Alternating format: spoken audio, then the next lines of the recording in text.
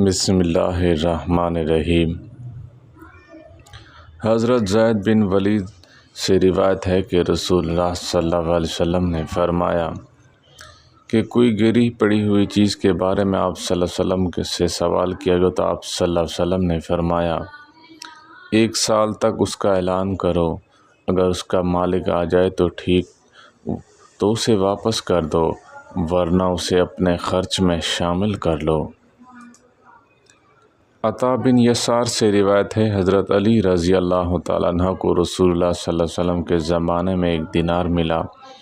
آپ صلی اللہ علیہ وسلم نے حکم دیا اس کا اعلان کرو، لیکن اگر کسی نے نہ پہنچا تو آپ صلی اللہ علیہ وسلم نے حضرت علی رضی اللہ تعالیٰ عنہ کو حکم دیا اس کو کھا لو۔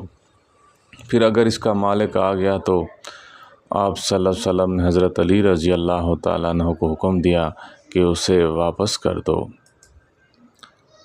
لقمہ بن وقاص فرماتے ہیں کہ میں نے سنا ہے عمر بن خطاب رضی اللہ تعالیٰ عنہ منبر پر فرما رہے تھے، میں نے رسول اللہ صلی اللہ علیہ وسلم سے سنا ہے، آپ فرما رہے تھے کہ اعمال کا دار و مدار نیت پر ہے، اور بے شک انسان کے لیے وہی ہے جو نیت کرتا ہے۔